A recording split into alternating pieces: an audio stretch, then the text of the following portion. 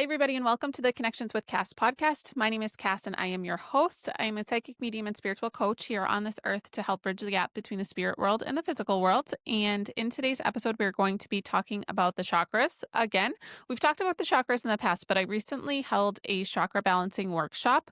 And it was just really informative, and I think went into a deeper understanding of each of the chakras and how we can balance them. So I took the highlights of that workshop and made them into this episode. Balancing our chakras and being really, really aware of how they affect us can greatly enhance our ability to not only trust our intuition and communicate with the divine, but live happier, lighter, brighter lives. And so while you may have heard this information before, I don't think you can ever learn too much about the chakras. All right.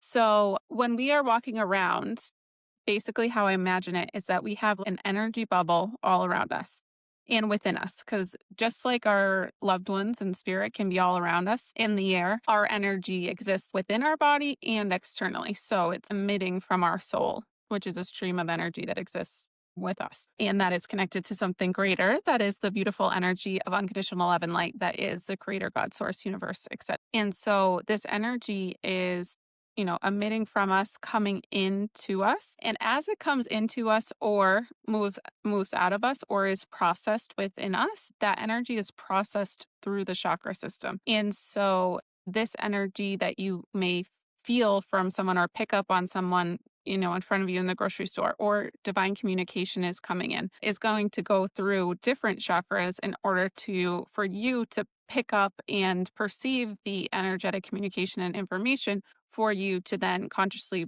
translate and process. And what happens a lot is that we're not taught about this, and we're told that none of this stuff is real.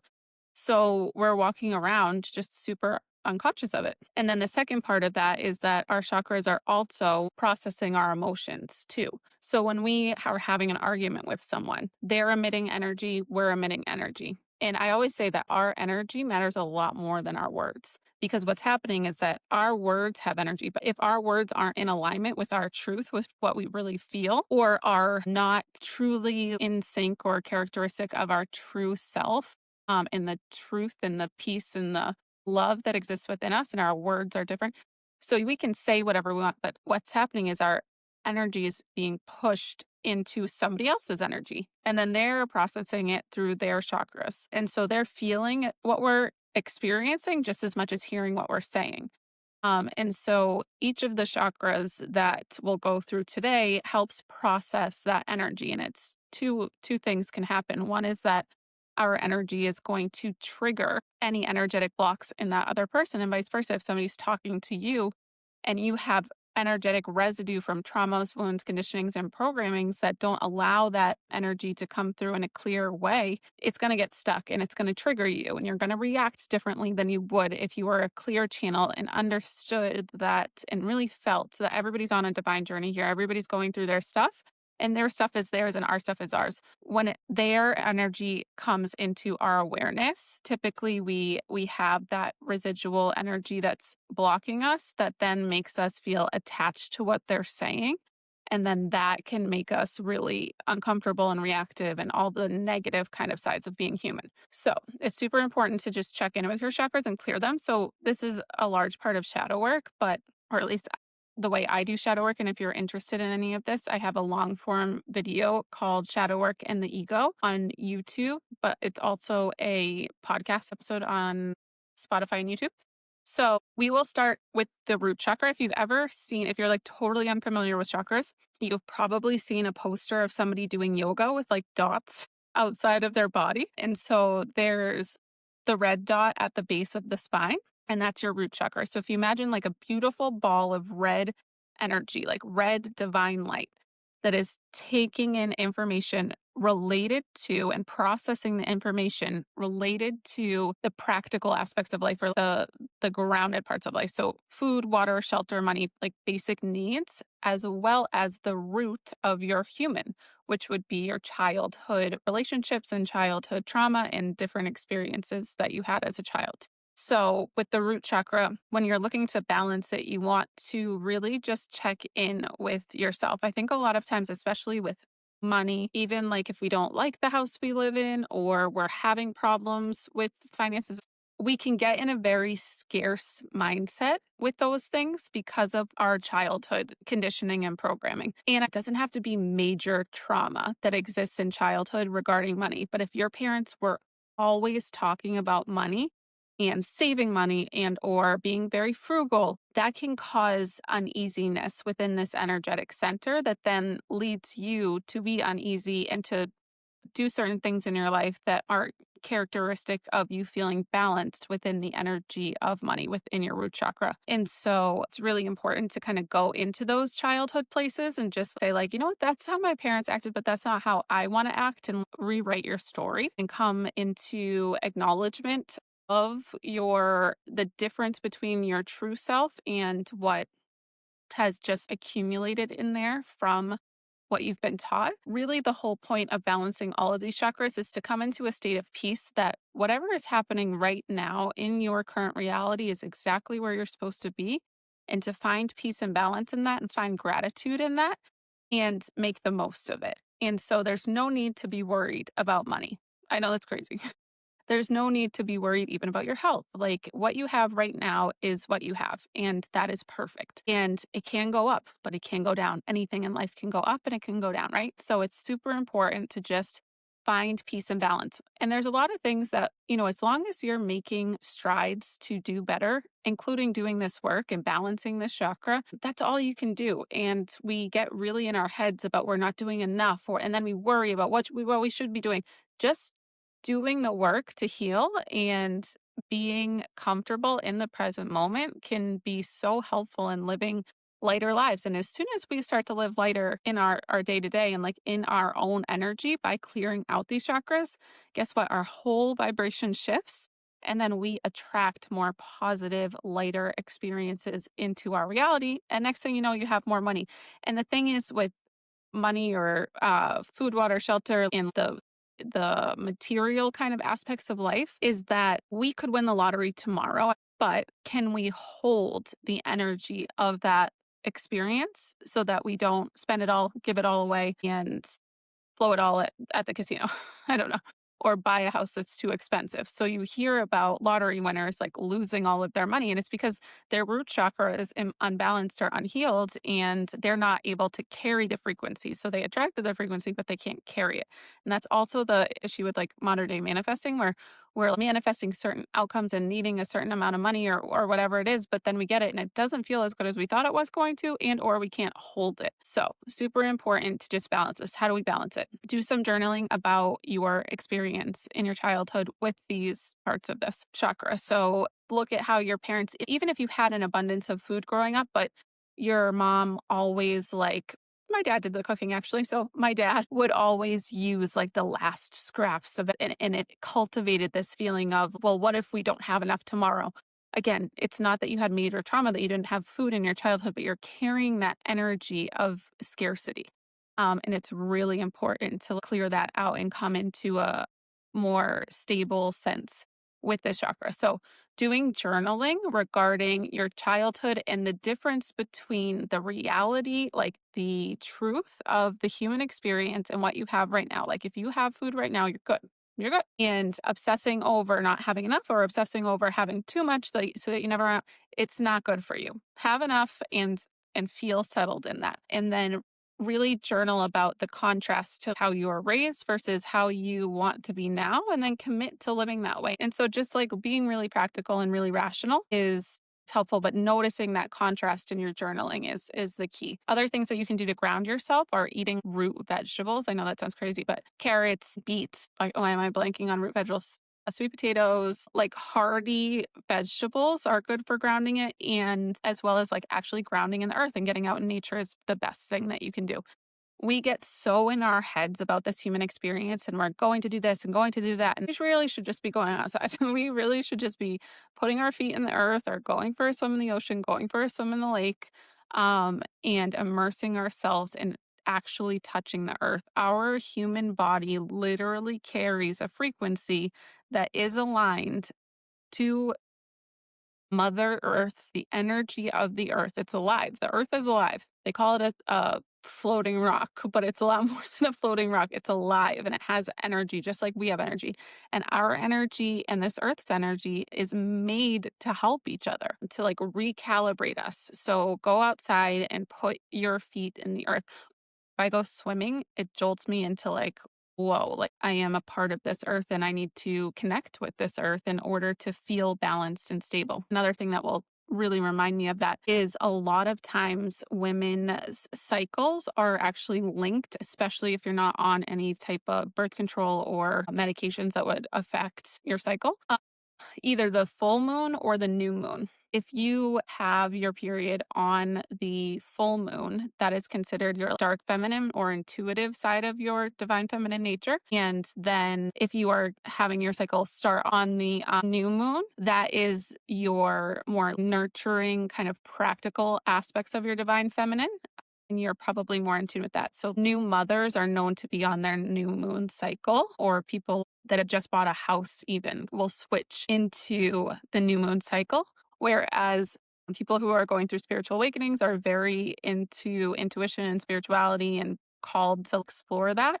We'll get it on the full moon. So, yeah, just something to think about. But anything that really makes you aware of your human experience with this earth, I think is very grounding. And that you're here for a reason. Like that all makes me feel like, okay, I'm on this floating rock with gravity holding me here for a reason. My soul is in this body for a reason. I'm connected to this earth. And to balance this, you can also imagine this bright red light right outside at the base of your spine or like in your pelvic area. And you can imagine it actually. I kind of go back and forth actually inside your body because it is radiating through your body or right outside. And then the energy processes within, whatever you want to imagine. But you want to imagine it really bright, glowing red. And then I even would imagine roots growing down from that or from the bottom of your feet down into the earth, into the core of the earth. Imagine a crystal in the core of the earth that like has Mother Earth's energy in it. And those roots that you grow down from your root chakra actually attach to that core of the earth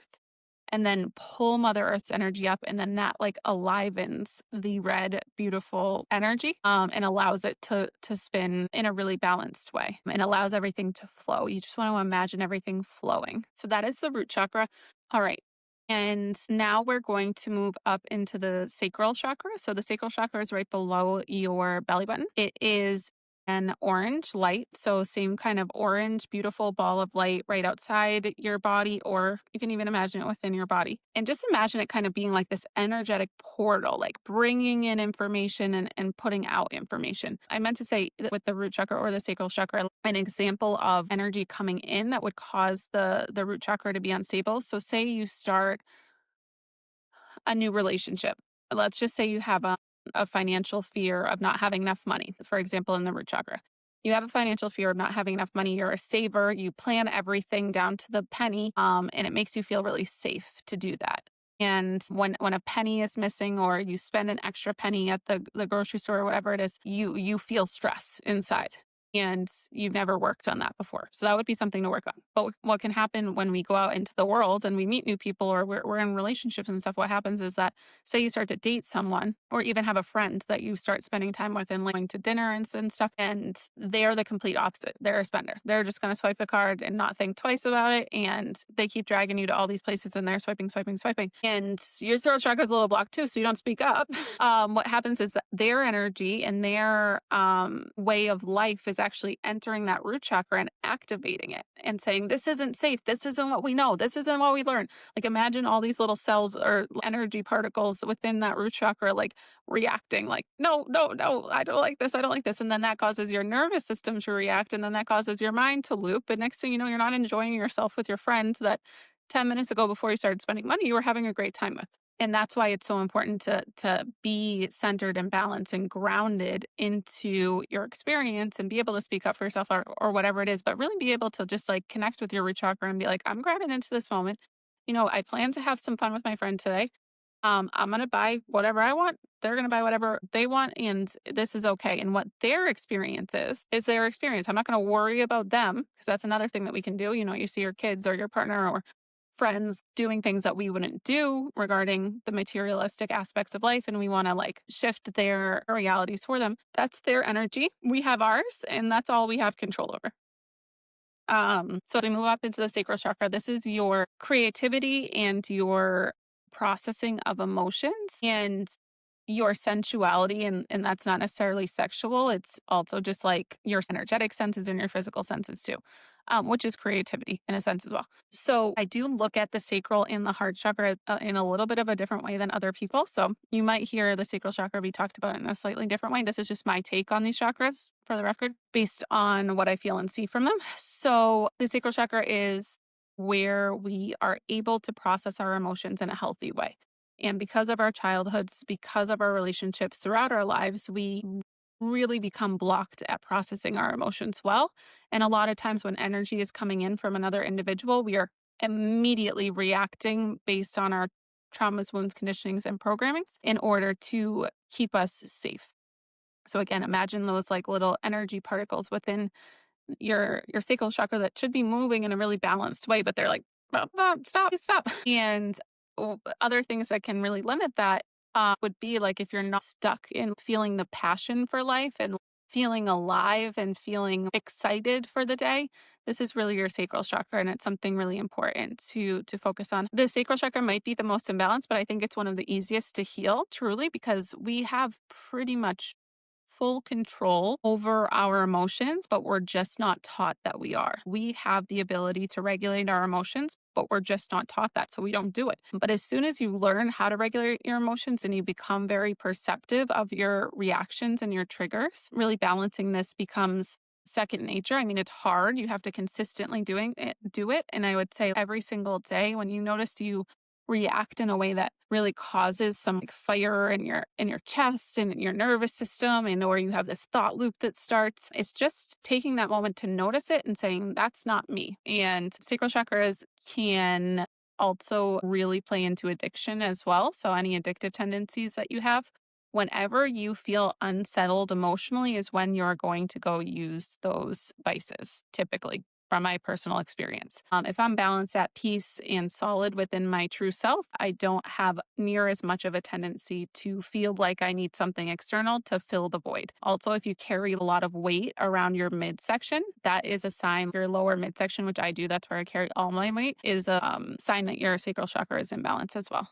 For me, it was alcohol and whatever substances were there to get me out of my own head and make me feel settled. I know that sounds crazy, but that's how it was. But when I stopped drinking, then I used coffee, and then I used just to feel something different. And then I would be super hungry all the time. I could not stay full for any time. And like every time after I did a live or a reading, I'd be hungry. But it's not hunger. That's not hunger. That is a feeling of instability in my sacral chakra. Other chakras too, but I really find that my sacral chakra is the culprit of a lot of that. And it's like that weird emotional feeling, that unease. I think this is where anxiety lives too. That like weird feeling that then you try to fill with anything but the stuff that will actually fill it. And that is emotional regulation, engaging in healthy creative practices, and healthy self-expression, journaling about who you want to be, affirming who you are. And gratitude can even help that sacral chakra balance. And so since I've stopped the coffee, since I've stopped anything that was giving me a high, so think about it like alcohol, drugs, caffeine, all give you a mental something that I now realize is very separate from my true self. It's easier to live that way in a lot of ways, right? Because it feels good in the moment and it feels like you're more productive. It feels like you're more engaged. But truly, even if I'm not the sharpest tack in the room or whatever, that's the experience I'm supposed to have as me, just being naturally me. And then you hear people talk about, caffeine is from the ground. Okay, caffeine is from the ground, but using it as a stimulant to get through the day is no different to me than taking an Adderall when it's not prescribed during the day, which I did for many years. And it really did cause a super imbalance in my sacral chakra because I am like hardly hungry anymore. And I feel so much more settled in my gut. And I'm sure there is a physical aspect of this too, but feeling really settled and balanced in your physical body in these areas that we're talking about as well is super important.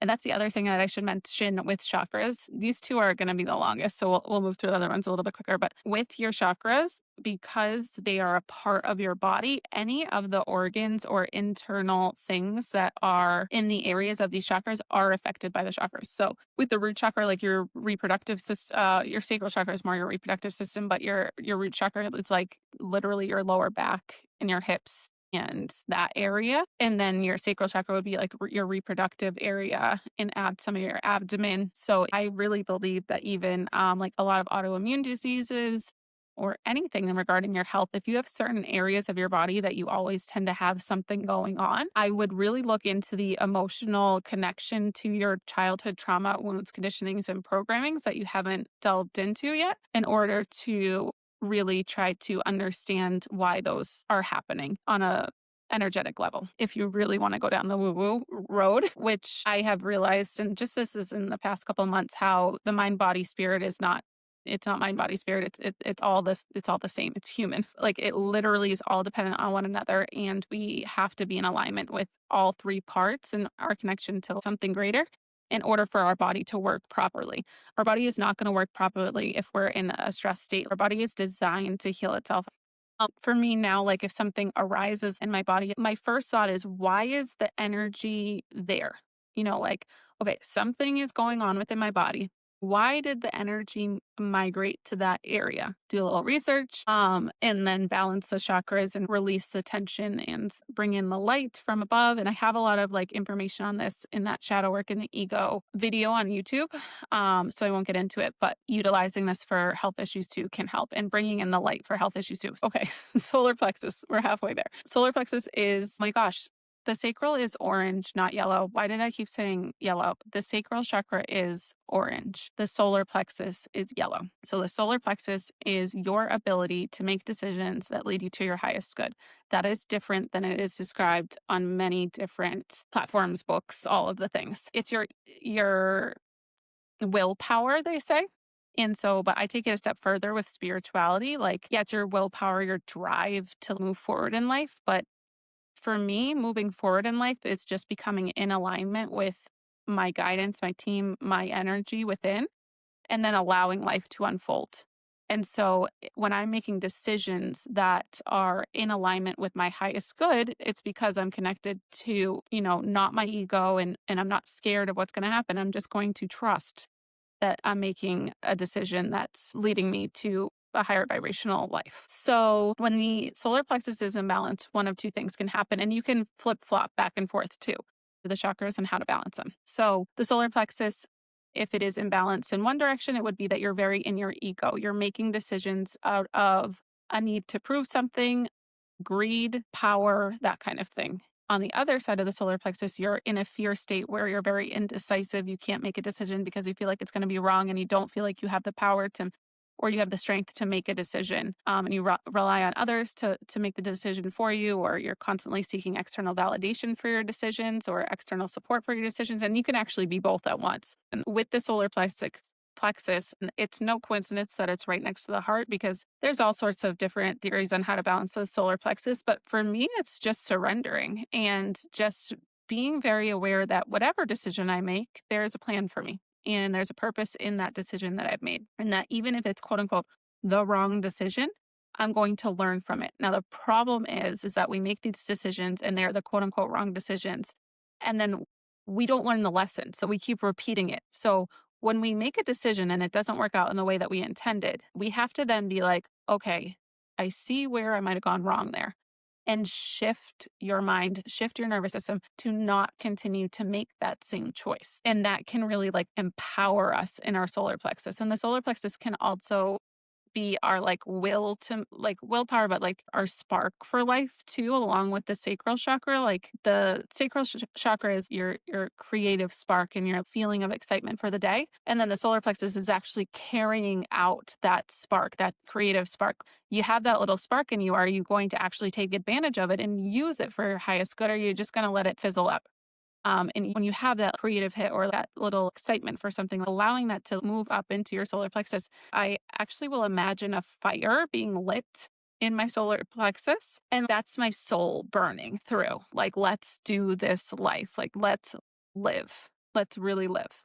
You can imagine like literally lighting a fire in your solar plexus, especially if you're one of those people that doesn't feel empowered to make decisions that you trust or that, you feel like you're capable of. So light that fire within and be like, I can do this. My soul is in there and we're meant to make these decisions we're meant to make wrong decisions. That's okay.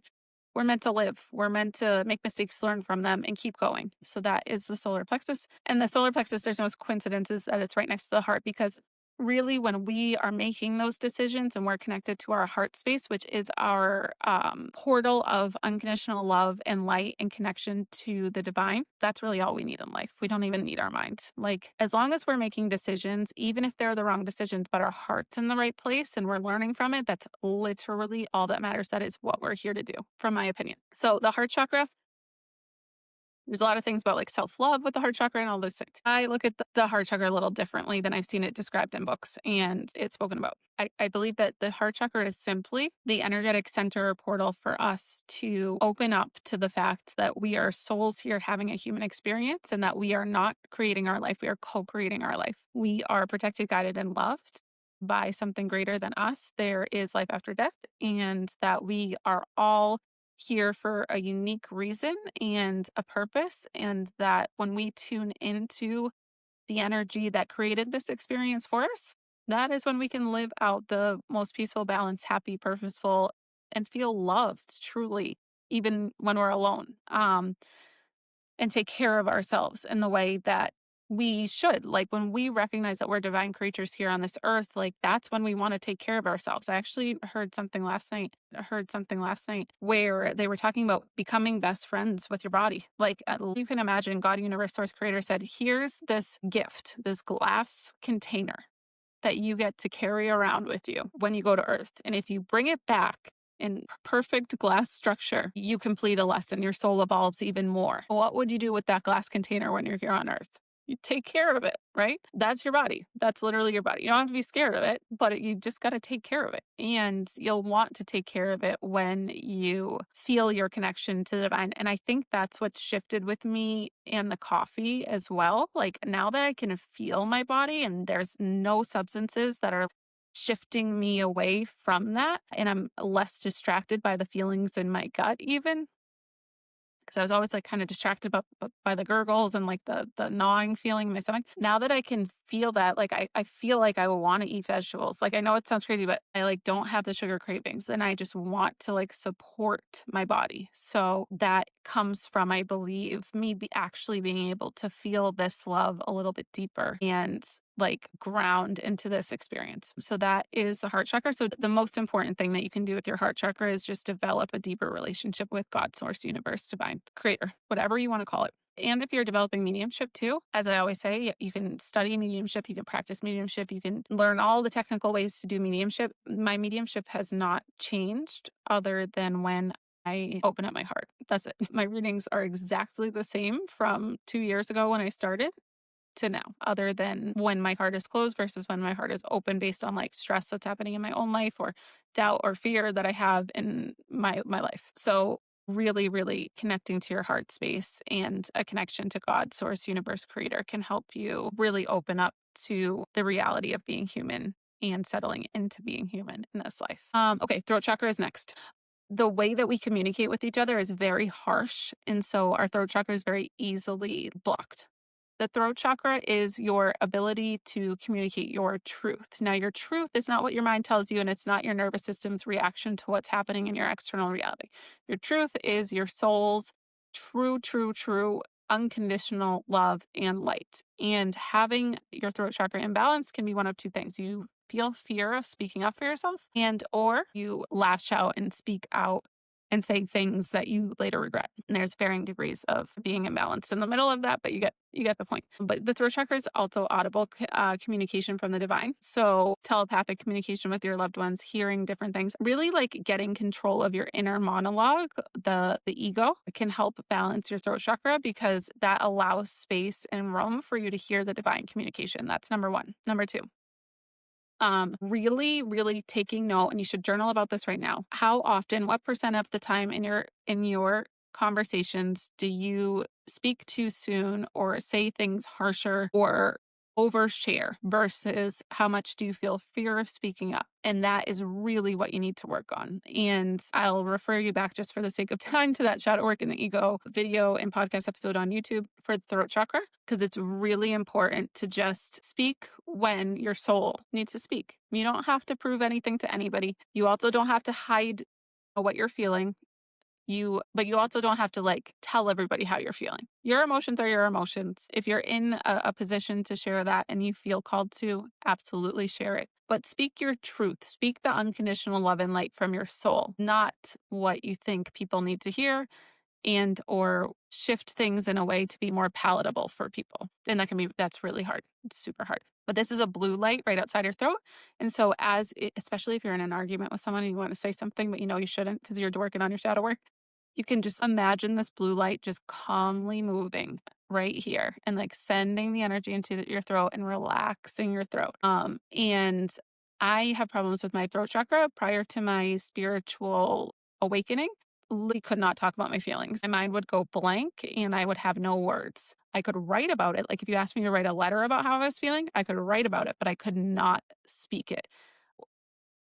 I literally just thought I was more of a writer. And now you guys see that I'm a little bit overactive in my throat chakra now. Looking at how imbalanced this has been throughout my spiritual awakening process and my healing journey, I recognize that it's due to a lot of my childhood. People not listening to what I say, and or being afraid to speak sometimes, or not being heard, and things like that. So going back and healing that inner child has been really helpful for me. Doing meditations to connect with the different ages that I experienced different forms of that. Pushing myself to communicate, going on live was really hard at first. I didn't know if anything was going to come out after I did all the healing work. Turns out it did. So pushing yourself outside your comfort zone and speaking when it feels weird, just to get yourself out of that place. Whenever you say to yourself, I can't do something, even if it's even if you end up saying something that you're oh, I wish I didn't say that, but you're pushing yourself outside your comfort zone and you're moving from your heart and actively engaged with your healing work,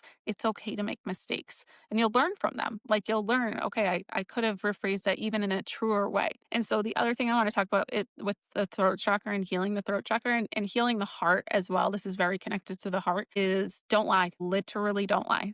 That is a conscious decision that I made at the beginning of my spiritual and healing journey. That was so hard for me. Do not embellish the truth. When you start to embellish the truth or you say something that is not quite reality, stop yourself and literally say, that's not actually true at all. Why am I saying that? I would stop conversations and be like, I don't know why I'm saying that. That's not true. So I'm going to start over and we're going to do not say anything to appease anyone. Do not agree with someone that you don't agree with. You don't have to react to them, but just balanced and open and present, and do not lie. From this point forward, do not lie ever again. Okay, the third eye is next. Okay, so the third eye is your visual communication center from the divine. Since I started talking about it, mine is now throbbing. It is your ability to daydream, have night dreams, and receive the visual communication from the divine. I think that we, even in meeting spirit guides during your early awakening, you're going to want to see this, you're going to want to see that, and or it can be blocked in the other way too. If you have seen, the other thing that can happen is if you've seen really traumatic events that, especially as a kid, if you weren't able to choose not to see them and you saw them, and or you can even hold on to it from grief of a past loved one. If you saw somebody in a really awful state at the last moment of their life and that's the image you have, that will cause your third eye to be blocked too. Having a lot of nightmares as kids will block your third eye. Yeah, having visual experiences that were traumatic will block your third eye. And then having tension about needing to see things in a certain way will also, both in your physical reality and in your spiritual world, will affect the third eye's ability to move really beautifully right here and open up to see. Everybody talks about opening up the third eye. All of our third eyes are open to a certain extent. They're all imbalanced to a certain extent, just like all of these other chakras. So it's really about tuning into where it's imbalanced, why it's imbalanced, healing that inner child that experienced something usually traumatic and or blocked it because of the scared kind of feeling of getting the nightmares or seeing things that people told you weren't real. So even if you had an imaginary friend and then you were told it wasn't real. I think you guys have heard me tell this story, another story about my mom. Shout out if you're here. She remembers this story differently, but I'm going to say it from my lens because regardless of the truth of this story, This is how there is no real truth. People get so mad when I say that. There's not really a truth in life because everybody's experiencing their own truths, and their perception of events, their perception of things that are happening in the external world. And everything is through your own lens. So my third eye could have been blocked for so long, which is why I didn't recognize I was a medium until my early 30s, because I remember having an imaginary friend like very vividly when I was younger. And my mom would take me and my cousin to get donuts every morning. It was the 90s. I think everybody got donuts then. No water and tons of donuts. So I remember that she would buy like an extra donut. This is how I remember it. I would be sitting in the back seat. I was like 4 years old, maybe even earlier than that, 3 or 4, but I remember it vividly. And I remember my imaginary friend sitting next to me. I don't remember like what they looked like or their name. I feel like it kind of looked like Cookie Monster from the Sesame Street, but I can't remember. And they would be sitting next to me, and my mom would give them the donut and give me a donut. One day we're in the drive-through of the donut place, and she didn't get them a donut. I think it was a him. She didn't get him a donut. And she turned around to me and she said, Cass, I have to tell you something that friend is not real. And that's why they're not getting a donut today. And I said, what do you mean they're not real? She said, I want you to look next to you. Like look in the seat next to you. Put your hand there. Is there anything there? And it was like this like weird thing in my head. I remember it so clearly. And it clicked like there was nothing there next to me, but I was I was just talking to somebody there. And from that day, I shut off the spirit world, I think, except for audibly in my head, but I shut off my third eye from that day. So opening and back up happened when I started to meditate, but that is something that I could go back to and shift. Not a shame, because this is exactly how it was supposed to happen for me. I wouldn't have heard the voices in my head if I had just been seeing that imaginary friend for the rest of my life, right? And so the voice in my head, I believe, was my grandfather on my dad's side that passed when my dad was 8. And he would like say good night every night when I fell asleep. Every single night when I fell asleep, I would hear in my head, like, I love you, good night. And I'd be like, I thought it was just myself, like self-soothing myself because I had a stressful childhood. And I'd be like, why do I say that to myself? And then as I got a little older, I'm like, I don't think I'm saying that, but who would it be, you know? So yeah, maybe I wouldn't have heard those things, or I don't know, everything unfolded exactly as it was meant to in order for me to learn, grow, and evolve. So to balance the third eye, definitely go into I know this is hard, do this at your own discretion, but go into any childhood trauma or even trauma that has happened visually to you in your adult life, and try your best to calm that inner person within you that is still experiencing that over and over, and retrain your nervous system and retrain your thought loop to not react to visual communication. And do some meditations. I always like to suggest 10-minute guided YouTube meditations are great. We've posted some in Discord, so if you wanted to join the Discord, I highly recommend that. If anybody wants to join the Discord here, send me a contact form on my website at connectionswithcass.com and just say, hey Cass, I'd like to join the Discord, and I will send you the link to join the Discord. So yeah. And then so doing guided meditations can also help your third eye open, but I also like to like go into fairy tale land in my imagination. And that's how my first kind of like spiritual experience happened, where I just felt called to like lay down and kind of visualize myself like at my grandparents' old cottage and just see what was around. And I walked around the house and I found this little girl. This is like the first or second episode of my podcast.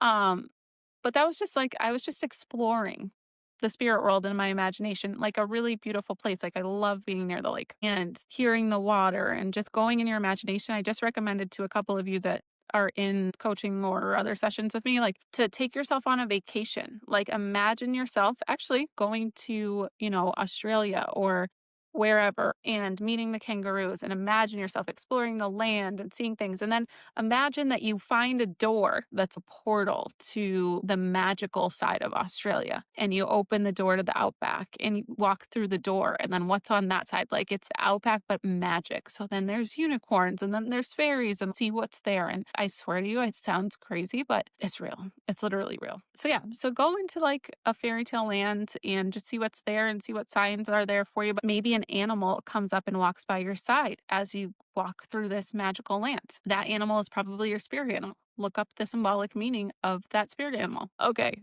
Last one is the crown chakra. The crown chakra is the top of our head, and it is our ability. So it's similar to the heart chakra, and that's the sense of our portal of communication from the divine, but this is really your ability to be led. So the trust is in your heart, the being led is in your crown chakra. And this is like your activation and communication frequencies to higher entities of light. Your soul's truth and pureness and love and light is your heart, and that trusting and surrendering into this experience, whereas your crown chakra is your ability to tune into the different frequencies that can give you the divine communication and activate you in certain ways into your potential here on earth, and actually follow that and be led. So as you embark on a spiritual journey and a spiritual awakening journey, it will naturally open and become more balanced. If you do suffer from headaches, this is a chakra to look into more